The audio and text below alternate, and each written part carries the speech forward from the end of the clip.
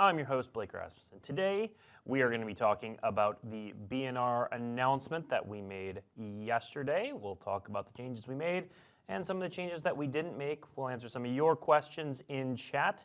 The Wii is going to be a little bit smaller than intended today as Michael Majors got stuck in traffic, as did like all of Studio X, basically.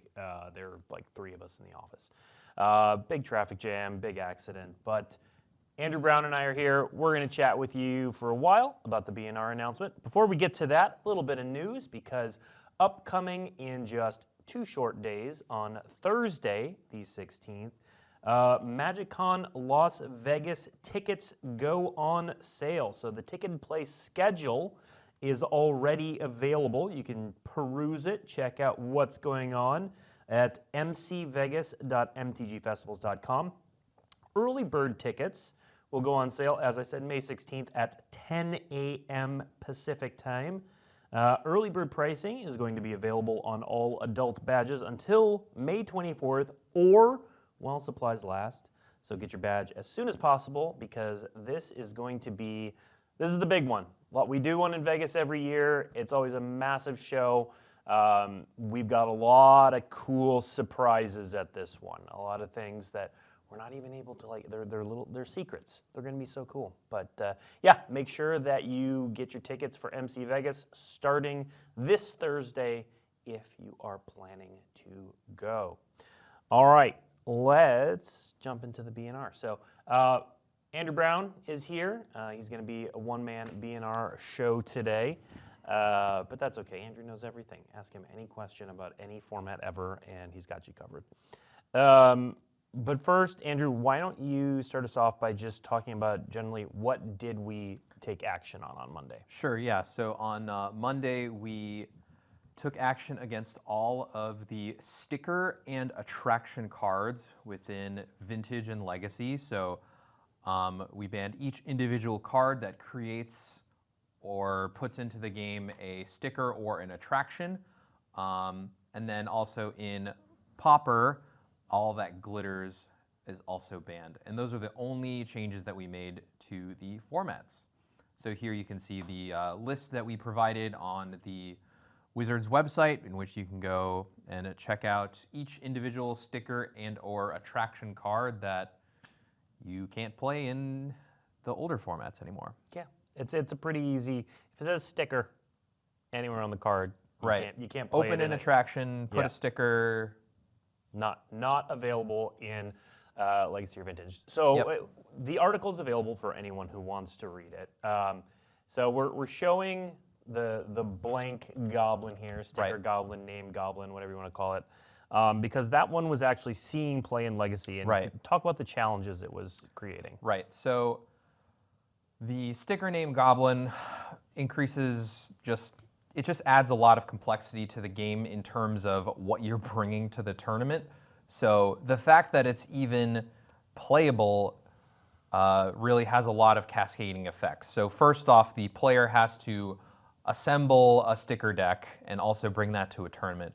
But also there are lots of decks in Legacy that have cloning effects. So if you were playing a deck with a card like Phyrexian Metamorph, you would have to also bring a sticker deck just in case, on the off chance that you had to play against the Goblins player who was playing this card, had it in play, and cloned it. There are also weird things happening too, where some people would just present a sticker deck at the start of a match just to kind of throw off their opponent, even though they had no way of having a sticker card in their deck.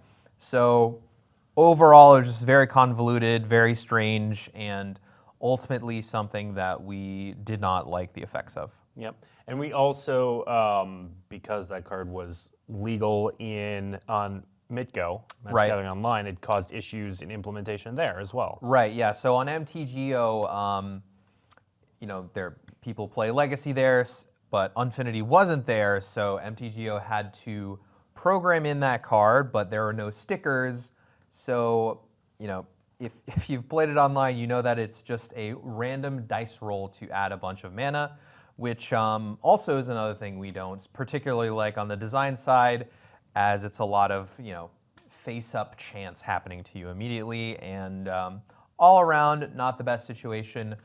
So we decided to take action against all of the stickers and attractions. Yeah, makes sense. Now, were there any, this is obviously a significant swath of cards. Were there Right. any other solutions discussed? Yeah, we discussed banning presenting a side deck or having a side deck at a tournament that's not a sideboard. So this would be, you know, like I was talking about, where players would present sticker decks. So we would, one of the solutions was to just theoretically ban that, saying you can't bring any side decks.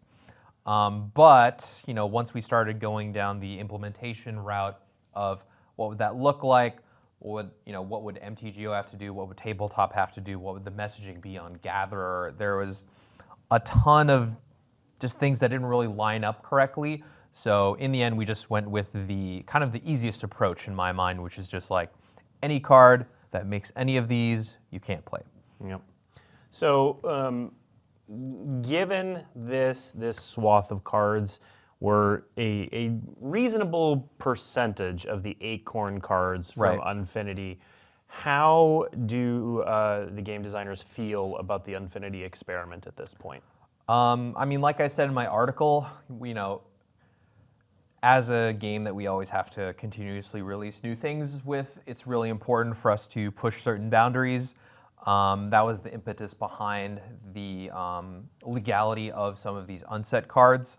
But given that, moving forward in the future, I think you can expect, if we ever do an unset again, that none of these cards will be tournament legal. Okay. All right. Now, there's also kind of this has some sort of, I guess, similar situations that people had questions about. So we're gonna talk about some of those. Like, for example, there was a question I saw about how do you all view attractions and stickers differently than, say, dungeons or the initiative? Okay, so the big difference there is unsets and, let's say, commander products. So when I look at the formats such as Legacy and Vintage, kind of the through line for all those formats is all of the cards are legal. And, you know, as we've seen through the years, commander cards have come into the Legacy format, into the Vintage format. Some have been, you know, generally fun additions to the format, and some a little bit less so. But really, to the core of the identity of those formats, we just want as many cards legal as possible. On the other hand, when you look at unsets like Unfinity, Unglued, or whatever, it's very clear that the intent is for those to be played within their own biodome. And, you know, branching those out into other formats, you know, as we've seen with Sticker Named Goblin, and just thinking about it now in the future, really just isn't going to be a good match. Yeah. All right, makes sense. So I'm looking at, I want to stay on this for a moment and cover a couple questions from chat, just because, again, this was the sort of big deal. Was it ever considered to simply ban Sticker Goblin? Yeah, we definitely considered banning Sticker Goblin. We definitely didn't want to go with that route just because of the overall messaging behind it and the fact that now, you know, the sticker deck thing in terms of like, there could, although it's probably very unlikely, if another one of those cards on that list were to ever figure out a way to get played a lot, then you would have that exact same problem again of, you know, people presenting sticker decks even though they're not even strong or playable.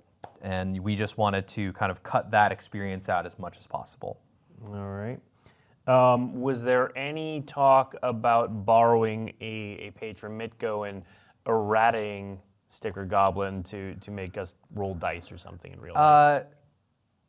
We didn't really talk about that, but to me that just has one of the big issues, like I was talking about with the exact implementation of Sticker Goblin, where if we did go with something like dice rolling, the design there isn't exactly what we'd want for a premier tournament level card because it's kind of so overt in the different outcomes that it could have, and we generally don't like that.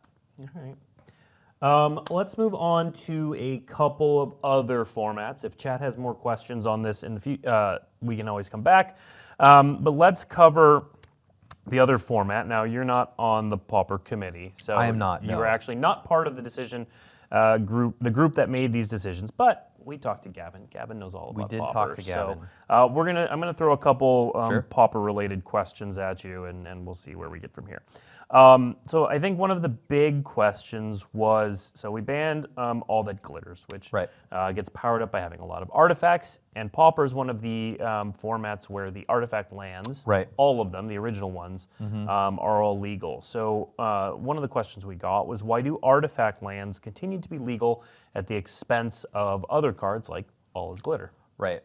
So we talked with Gavin about this, and I think the top level note was that, you know, artifact lands have always just kind of been a staple within the Pauper, you know, landscape. They've been legal for, you know, its entirety, and it's really entrenched in a lot of people's kind of collections and how they view the format.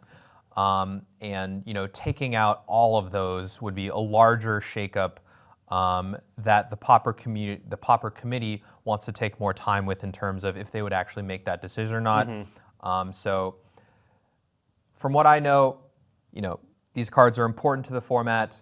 They're considering it, but it's a huge decision, and they want to take more time before they actually go with it. Makes sense. Here's an easy one. Were stickers also banned in Pauper? Do you know this one? I do, yeah. What is it? It's yes, yes. Yes. Yes. That one was easy. Like, it's so easy, even a host can answer it. Yep. Now, Gavin apparently also mentioned an MH3 common that was in the same, we'll call it space, as All Right. That Glitters. There was a question about, would that card be pre-banned? Yeah, so pre-banning is a very, very difficult thing for us to do. One, it really conveys a level of understanding that we don't generally like to have or have ever, kind of thinking that we know better than the entire Magic community after they've played hundreds of thousands of games, and you know, we're just here in a basement with 15 people. Our offices are very nice. It's not a basement. Sorry, an 8th floor basement. An 8th floor, The 8th floor yes. basement. So that whole concept to start is also, you know, fraught with issues of confidence, right? Like, we can never know that a thing will be X, Y, or Z just because, you know, we've played it 100 times, something like that. Yeah. But you know, once it gets into the wild, we have repetitions of in the tens of thousands. So it's, Yep. it's really difficult to have that much confidence, and you know, we don't have it here. Yeah. But that card that Gavin was slyly nodding to is actually going to be previewed by a Pauper committee member. Yep. Saito will be previewing that card. So there will be plenty of discussion in that space when Excellent. it is revealed. Let's move on from Pauper at the moment because we don't have a Gavin sitting here to answer every question. And let's talk about Modern, which Yep. I think we didn't take any action in, but there was a good amount of discussion. Definitely. First of all, there's been a question in chat a couple times. I've seen it online. Jason, this is your cue. About the timing of the Right. next BNR announcement. So the next BNR announcement is June 24th. Right. The Pro Tour it is June 28th through 30th, Yep. 4 days later. Right. I think deck submission is like 2 days after the 24th. Yeah. Something like 40 hours. Yeah, it's not long. And the format is Modern. So So first of all, the timing. The timing is kind of my fault. Can we get a quick explanation on that? Typically, the timing would be 1 week later. We do it after Right. the Pro Tour. We might have even bumped it further, but it's just the way the Pro Tour and the previews for Bloomborough line up. We would have done it the next week, except for the fact that Wizards offices are closed that week. We get a summer break. It's really cool. It's really nice, except it messes with our timing. So. Yep. So that's why the BNR is on June 24th, because we will not be working the next week. But it does create some weird timing issues for the Pro Right. Tour. So how are we handling that for Modern? Yep. So the one thing I can say for certain is that the Modern format and the subsequent Pro Tour very shortly after that will not be affected by this BNR announcement. Let me just kind of go back a little bit in time. So normally when we have this summer announcement, obviously we like to keep in mind all of the formats, but this one is primarily for the standard format. And also with the release of Modern Horizons 3, this also makes us a lot less likely to want to change up the Modern format again.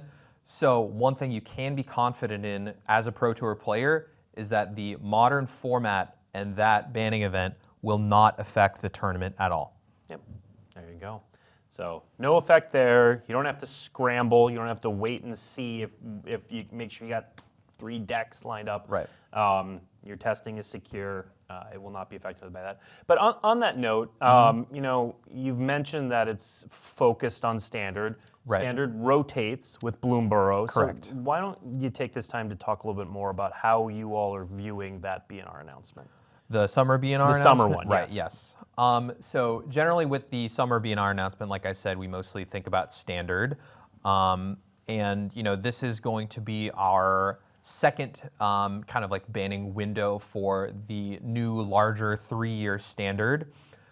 So one of the things we're actually really looking forward to is just kind of hearing a lot from the community about like how they feel about the format right now, how they want us to, you know, theoretically approach bannings in standard during this single ban window, and also how they feel about our current cadence of bannings, which is generally only going to be once a year, barring a Felidar Guardian level event. Yeah. Well, and I think this will be an interesting one too, because it is the first-ish time we've actually done this one. We did sort of a big BNR with Fable and Invoke, Invoke last summer. And Standard's been pretty great since then. But this will be the first one that we're doing with the 3-year rotation. Exactly. So, lots of foresight. Yep. All the sets moving forward are built with 3-year standard in mind. So we're definitely very, very in tune with what's happening on the ground right now, and definitely want to hear from the community as much as possible. Yep.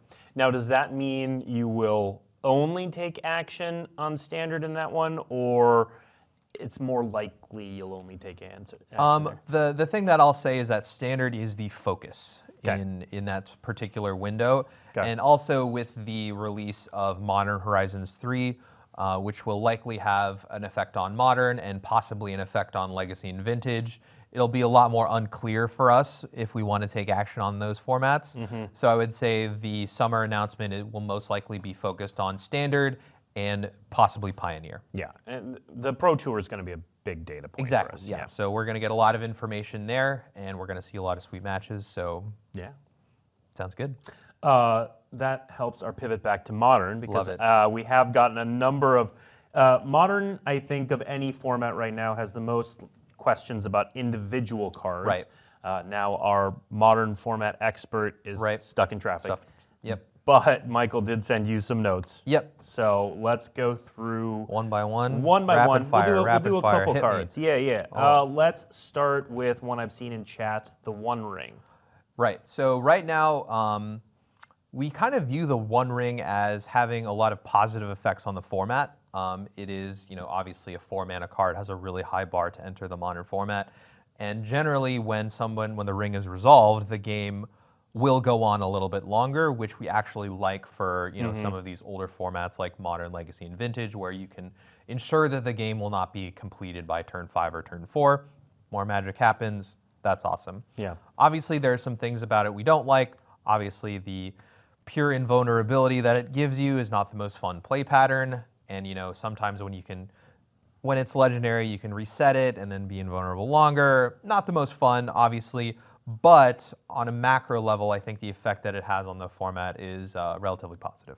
All right. And we're not seeing any kind of crazy play rates or win rates in that regard. So largely happy with it at the moment. Okay. Speaking of largely happy, grief. No, I'm kidding. We have seen a lot of grief from players online about grief, which is appropriate. How is the team viewing grief's place in the format right now? Right. So with grief, as a card that's, you know, generally not the most fun, as like lots of hand disruption can often lead to not the best games, a lot more information, a lot less agency for the player. So with strong cards in the grief category, we really like to look at the numbers breakdown. How much is it played? What is its win rate? And we look at all this data that is provided by MTGO, and we also look at all of the public data as well. It's currently in the acceptable range for us right now, and we're definitely obviously going to keep an eye on it as Modern Horizons 3 is released. Another thing about Grief is that it itself is propping up an entire deck, the black-red mid-range or scam, if you will. So that one, kind of propping up an entire deck generally has a higher bar for us in terms of if we would ever look at taking it out of the format. All right. Let's look at another black card, Orcish Bowmasters. Right. So unlike Grief, Orcish Bowmasters doesn't really have an entire deck that it's propping up. It's generally just in a bunch of it's in a bunch of decks in kind of small doses. Again, kind of with the One Ring, it does encourage a longer game as, it's like amassing, dealing damage to creatures and stuff like that. So it kind of makes the game go a little bit longer. Then again, it does push out a lot of 1 toughness creatures, which we're not the happiest with. And also it has some unsavory play patterns, and I play mine, you play yours. I shouldn't have done that.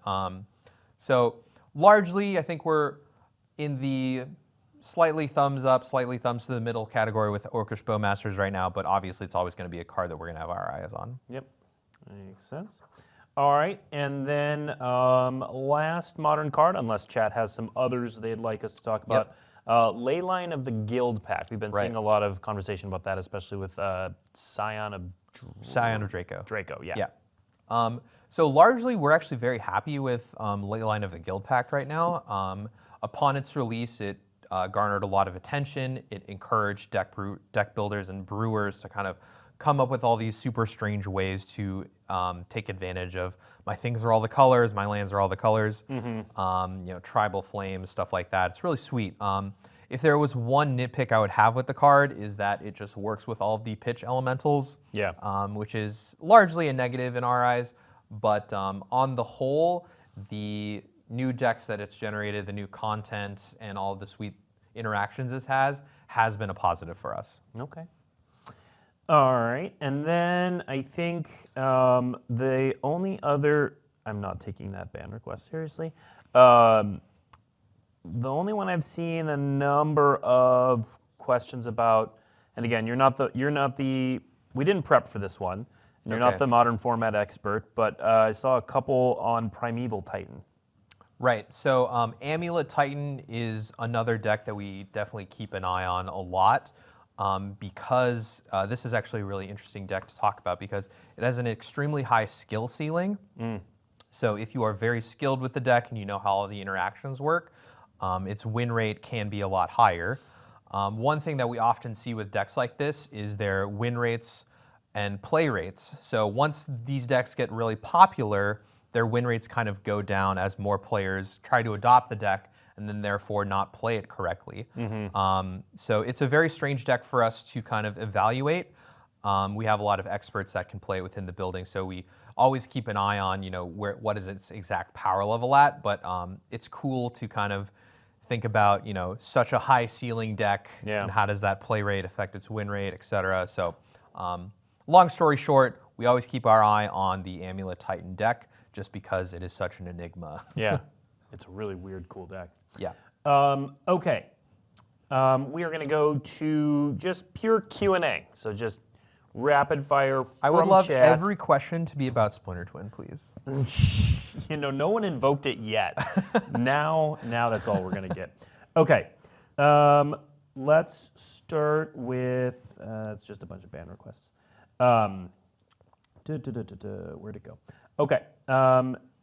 Have you ever talked about format panels for eternal formats that are not closely monitored, like we do in Pauper, for example, for Vintage?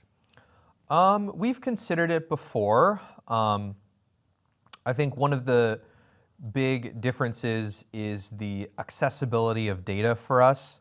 So within the building, obviously, we can have, data from MTGO, and if we're looking at more recent formats, we can look at data from MTGA, and kind of disseminating that out to a committee where they would theoretically have an advantage for knowing all of that stuff is something we've kind of wrestled with for a while. We've considered it. We're still open to it. But some of those nuances, kind of like I was talking about with the data, kind of need to be ironed out before we can do that. Okay. Is there any momentum on unbannings? There's always momentum on unbannings, but I will say that the kind of really distilling it down into one sentence, the goal of the ban list is not to be as small as possible always.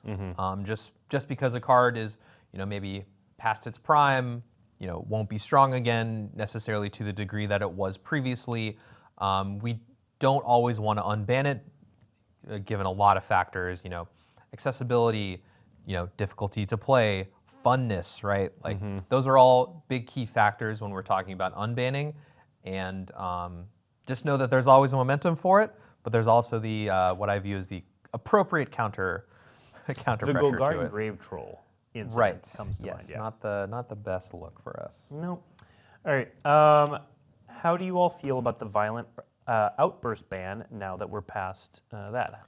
Right, yeah, that's a really good question. After looking at a lot of the data after the violent outburst banning event during our last BNR, we're seeing, we saw probably the right amount of shakeup that we wanted. Last time we definitely saw the Rhinos decks having too large of a share, too high of a win rate. And our goal was mostly to kind of taper that a little bit, not outright remove that deck from the format. And largely that's kind of what happened, so we're pretty happy with how we're seeing the violent outburst change from our last event. Great. This is more a statement than a question. Oh, I love statements. Yeah. Atraxa banned, I've seen this a couple places. Atraxa banned in Standard would be awesome. Just. Yep. Yep. Okay. Love getting those data points. There you go. Let's see. That's not really a question. Maybe we'll look for a more pointed question. I can vamp about Splinter Twin if you want. You know what? I could just go you on. brought it up. Go I ahead. just go Talk on about and on Splinter Twin. So there was this one time, I was in a tournament, made the top 8 with Splinter Twin. I was so good at Magic. I just got to beat all these people because I was End Step, Deceiver, Exarch, Untap, Splinter Twin. It was such a great time. Is that what you wanted? That's not. Okay. But here, there were some Pioneer questions. So Excellent. we haven't really talked about Pioneer. Right. The one thing I'll actually lead in with on Pioneer is like the Pioneer RCQs season is kind of ongoing right now. So when that's happening generally during a BNR event, we kind of take that with a grain of salt because people have already assembled their decks, signed up for tournaments. So the bar for taking action against a card is going to be generally higher than normal. Yes, because people will be playing the same deck from weekend to weekend. Exactly. Yep. Exactly. Yeah. And that's a high bar, not no bar. What's the thought on keeping Treasure Cruise in Pioneer? The card's been banned in a few formats. Right. So with Treasure Cruise, like Grief, I think, not exactly in the same category, but the data and the numbers are very essential to a card like that, where we know it's powerful in other formats, other situations. We kind of have a good grasp of where it is. So just kind of understanding what's its play rate, what's its win rate, and how is it affecting the other decks in the format right now. And right now, we're not seeing any sort of numbers that would incite us to take action against Treasure Cruise, but know that it's always kind of on our mind. Yeah. I mean, it has to be. We've banned it in multiple formats. Right. And Yep. I love that. I love that card. It's a very fun card to resolve, and Arclight Phoenix is a very fun deck to play. Agreed. So that also goes into our reasoning a lot as well. All right, let's see. Has there been any more discussion? I'm condensing a couple people's questions into one. Sure. Has there been any discussion on Amalia in Pioneer? Yep. And specifically the weird draws that can happen. That's very much on our mind all the time. It's definitely not our favorite thing to happen for, draws to be... the fact that one of the games in the Pro Tour Top 8 had 2 draws in it, definitely not our favorite. It's always going to be a card that we're constantly looking at just because of the side effects that it has there. But that being said, for all those negatives that it has there, it is that awesome spot of kind of deck that we really like, which is Creature Toolbox. So we love that effect. Obviously, the draw is not our favorite. So, we're always going to be looking at Amalia just because, making it indestructible, drawing the game, going to game, 5 in a 3-game set, not the best. Yep. Here's an interesting sort of philosophical question. It's not something we've really done, but would you ever do substitute unbans format health, such as trading Lotus Field for Inverter, Kethis, Ballista, or trading... So have you ever thought about them in that way, trading bans, unbans? Just kind of doing it at the same time? Yeah. I mean, we have done that at the same time. Yeah. I think in our recent Pioneer update, unban some... Actually, wait, have we done that recently? I think the last one we did was... Just unbans, right? Was it Preordain? That was the last unban we did. That was in Modern, Preordain. Yeah, but we banned that. Wasn't that alongside the Violent Out? Am I misremembering? I'm misremembering too. Yeah. That being said, time is a construct. Yeah, Who knows? Yeah. We will always consider that, taking things and adding things at the same time. That's always an option. That being said, doing that at the same time kind of brings me back to the point I was talking about with pre-banning. It does involve a lot of confidence intervals that generally we don't have. Yeah. So like, generally when you ban something, you can say, here's the potential tree that could happen, just to, the potential outcomes. Range of possibilities. Right, exactly, right. Obviously, the more things that you do, the more, possible timelines there could be. And specifically with banning and unbanning at the same time, you're kind of going one way and you're going the other way.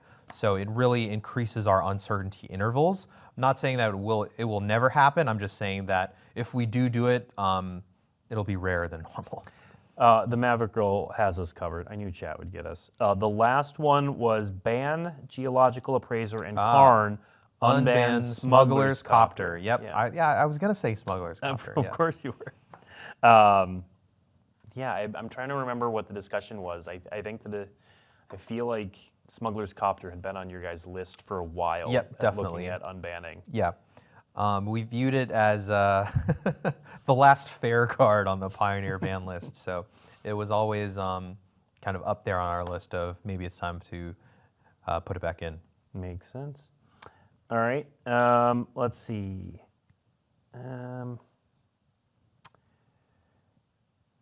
There's a couple questions about Legacy. So we talked about Grief and Bowmasters in the context of Modern, but they're also played fairly highly in Legacy. I'll read this question because it's a good, well thought out question, and then you can talk about those cards in general. Sure. So for Legacy, Bowmasters is the 5th most played card after Brainstorm, Force, Ponder, and Daze. Is that a card that's concerning that it's becoming too ubiquitous in every macro archetype? Yes. Okay. Very simply, yes. Yeah. If there is a card that we're kind of taking a look at the most in Legacy, it is going to be Orcish Bowmasters. Yeah. Just because of the frequency of draw spells and, how much stronger it is in that format than in Modern. Well, that's debatable, but, more people play more cantrips in Legacy, so the threat of Bowmasters looms larger. And, as that card becomes more playable, it pushes out more, smaller creatures. So it is kind of condensing the format in a way we don't like right now. Okay. But it's not quite at the numbers where we're going to be forced to take action. But just know that it is a card that is always on our mind when we're thinking about Legacy. Yeah. For me, Bowmasters and Legacy is an interesting one because we've said this before. Brainstorm is sort of grandfathered in. Right. It's very high powerful. It's the most played card in the format, and Bowmasters is counterplay to that. Yeah. And so I think there's an interesting dynamic there, but Bowmasters is not grandfathered in. So Yeah. So I mean, my general take on the Legacy format is that Legacy wants to be a format where you can play a lot of card manipulation spells. You can take as many actions as you want. You can play Brainstorm, put these 2 cards back, fetch land, another Brainstorm.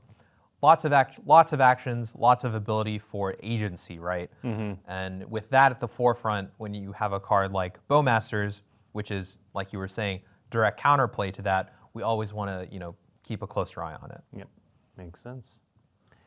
No, Chat came up with the solution: ban Brainstorm. Then Cool. Bowmasters worst. There we go. We'll take that into consideration. All right, the last.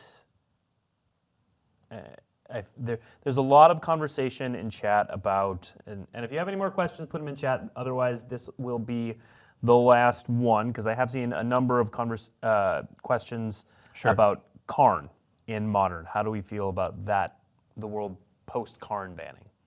Pioneer? Pioneer, yes. Pioneer. I was like, Karn liberated. Ooh, Nah, time to get my... I was literally looking at the word modern on my sheet. I wasn't wearing my Tron hating pants this morning, no. but I got them.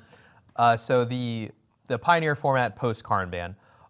So like I was saying, with Pioneer, because the last announcement was happening during the RCQ season where there's a lot of games being played, a lot of tournaments, we definitely didn't want to shake up that format unless there was something critical that needed to be that needed to happen. But one thing that we are seeing, and we are always looking at the data and making sure that the format is relatively balanced. Like we're seeing it condense a little bit at the top. Okay. I think kind of the big pillars are staying there, the Amalias, the Phoenix decks, and we are waiting kind of until this next Bloomborough announcement before we take a deeper dive into how everything shakes out. Because like I was saying, we don't want to change decks for the RCQ season. We also want to see results from the RCQ season as well, which will definitely give us a lot more information to make the best decision that we can. Yep. Makes sense.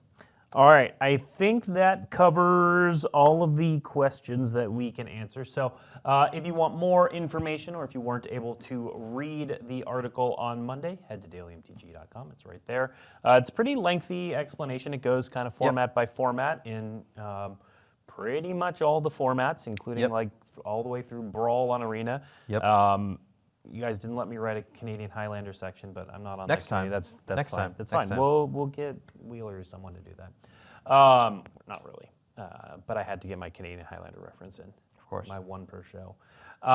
Next week, we will be back with the Modern Horizons 3 after show. So we're going to be talking Modern Horizons 3 next week. We are finally there. You guys are finally going to get to see cards for the first time that you definitely haven't seen before. It's very exciting. This week, if you do want to see some cards in non-potato camera style, we do have the Eldrazi stories, the old Eldrazi stories. We've given them a refresh and a facelift, and as a little bonus, we put some cards in there, some Eldrazi cards. So check those out. Some went up yesterday, and I believe some more are going up tomorrow. So if you're a fan of Magic Story or of the Eldrazi, or of Magic cards in general, which you're watching, you probably are, definitely check those out. Otherwise, make sure that you check out the website for mtgfestivals.com for your MagicCon Las Vegas tickets, going on sale this Thursday at 10 a.m. Pacific time. There we go. Early bird tickets, so get your early bird pricing through the 24th. I'm going to be at MagicCon Las Vegas. It's going to be a good time. We are going to have a ton of surprises, ton of reveals. It's going to be amazing. So that is happening this Thursday at 10 a.m. Thank you for tuning in. Thank you, Andrew, for braving the traffic and getting here. And we will see you next week.